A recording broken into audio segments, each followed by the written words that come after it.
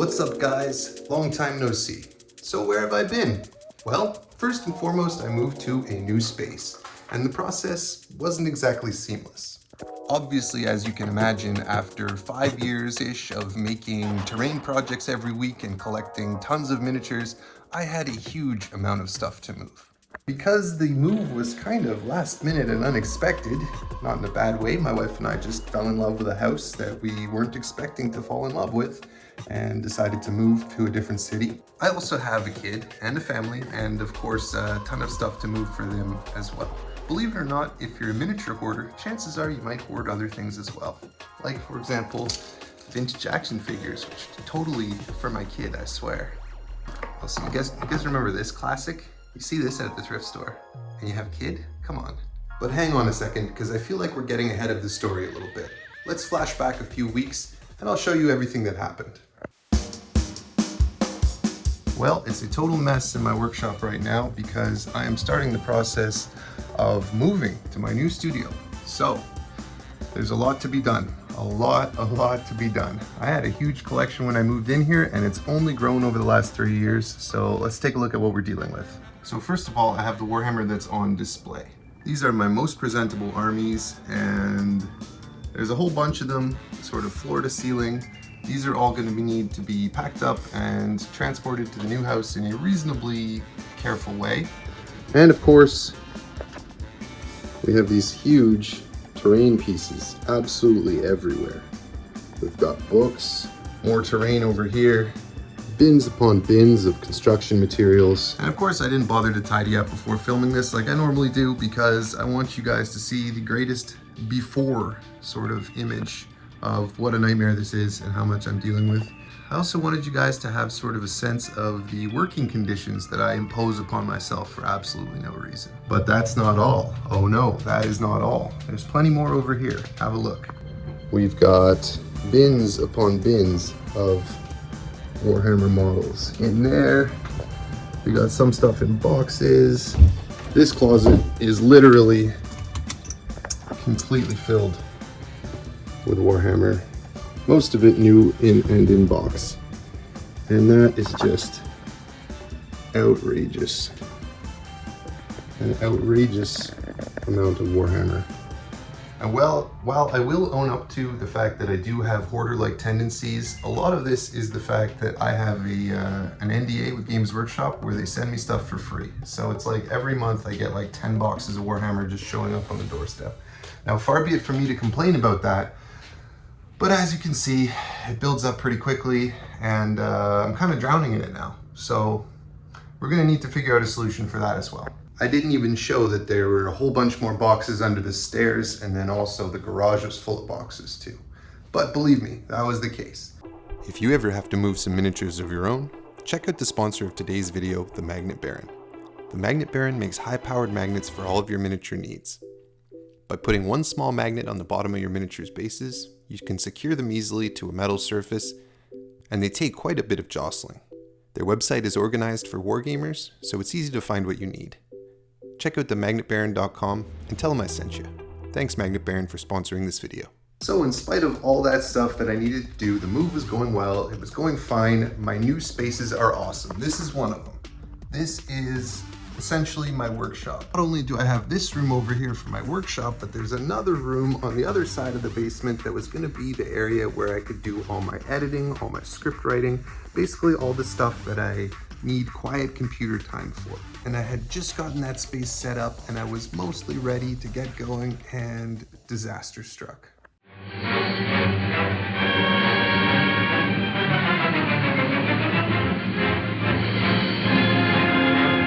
This fucking sucks. I'm in my new studio and the floor is all wet. I got my shop vac out because you can see we had water leaking down here this morning. Water coming through here, coming out of this. You can see the drops of water still on this light fixture. Maybe I shouldn't touch it. I'll electrocute myself. But yeah, I mean, you can see the ceiling there is all full of water. This is like my still not fully set up area. And the best part is that, so water was dripping down out of this, right? And right down there, I had this. This was down there. I had a tub of electronics, including hard drives. I haven't even started to look through this stuff, but look at this. Oh man. Oh no, my hard drives, dude, all soaking wet. All right, let's dry these off. So I don't know what kind of footage I've lost or whatever. Oh, I just realized this camera was in there too. It's all soaked. Bloody don't swear on this channel, right?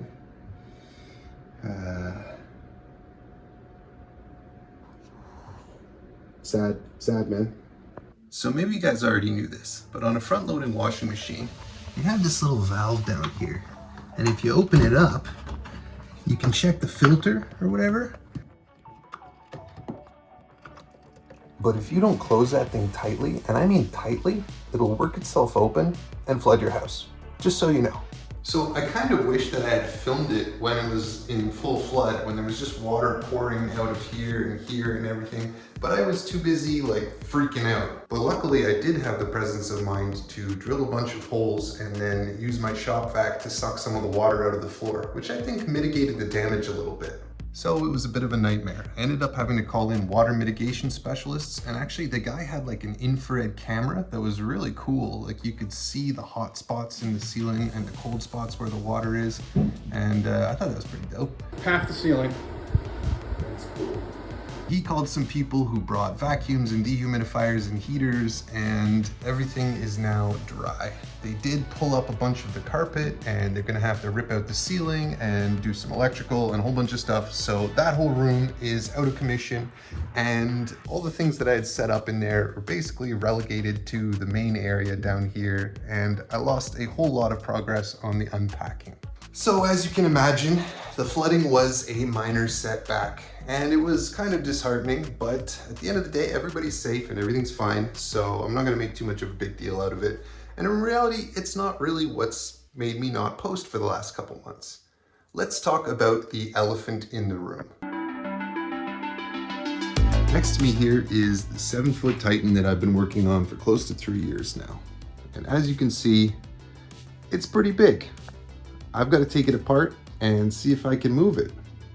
Even at the best of times, Warhammer is an inconvenient thing to move. But when you're talking about a 7-foot Warhammer model, it's just straight up a nightmare. Not only is this thing 7 feet tall, it's also pretty fragile, and I'm not looking forward to having to move it, but I do have to, so let's do it. The good news is I'm not completely without foresight. I have designed it to be able to come apart into segments, and so hopefully that will now work in my favor as I disassemble it and pack it to move.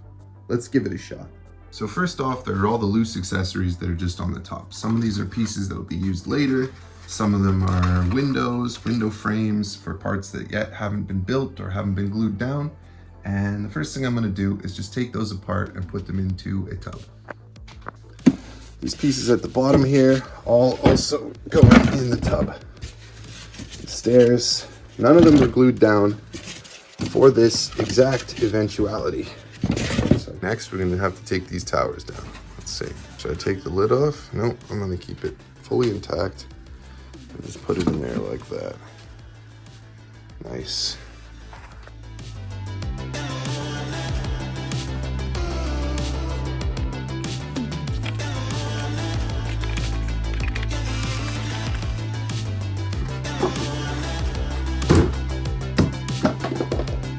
And that is why I haven't detailed these things yet, because I knew I'd bang them around.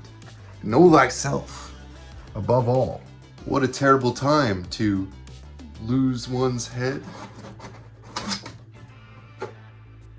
The arm here is held in by this pin. It just comes right out. Nice brass pin. This part might be the most disarming part of the process.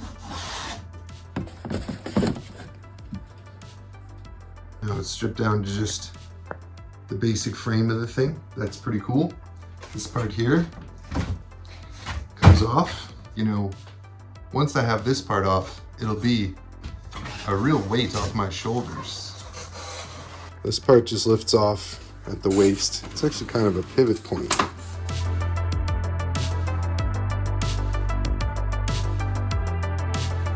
Okay, we're down to the blocky hips, and they should come apart right in here somewhere. I forget how it works, kind of. Oh, now I remember. Okay, this part is separate. This part is separate. In fact, these aren't even attached. Oh, interesting. Part of the reason this Titan project is taking so long was I also had to concurrently develop a system of martial arts techniques to apply to it, to manage it. For example, the rising upper palm strike technique, which I will demonstrate here.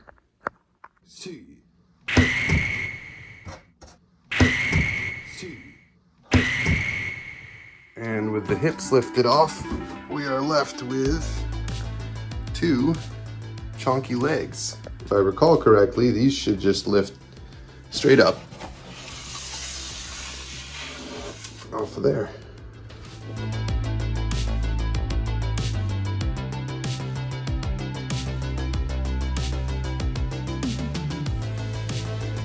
And here we are, right down to the studs. I'm gonna let the movers move those ones there because they're heavy and I don't want to move them. And here it is, all loaded up. Doesn't look like much in the back of the car here, but there it is. So it's Labor Day weekend right now, and I was doing a little bit of math. On Tuesday, my son's about to start kindergarten, and he wasn't born when I started the Titan project. So to say that I've put this thing off and stretched it out too much is an understatement. And to be honest, I'm really sick of it hanging over my head. It's kind of colored everything that I've done for the past 4 years and been this sort of nagging sword of Damocles dangling above my head. I'll be honest, it's felt like I can't dig into any other projects no matter how inspired I get because I have this nagging sense of guilt that I should be working on the Titan. And you guys in the comments remind me of this constantly. And I have to say, I'm pretty good at ignoring haters in the comments, but the people who bug me to finish the Titan, like, you're right. It is ridiculous how long I'm taking. So I am a huge fan of George R.R. Martin, the author of the Song of Ice and Fire novels, which were made into the popular HBO TV series, A Game of Thrones. Now, if you're a fan of his books as well, you might know where I'm going with this. The 6th installment of his series, which will be called The Winds of Winter, has been promised to us for something like 13 years now. George R.R. Martin has kept busy with tons of other projects. He's been working on other TV shows, he's building a train and a movie theater in New Mexico. So George R.R. Martin seems to have been working on everything but The Winds of Winter. And it drives his fans nuts because they want that book so badly, but it's also making them lose respect for him and resent him.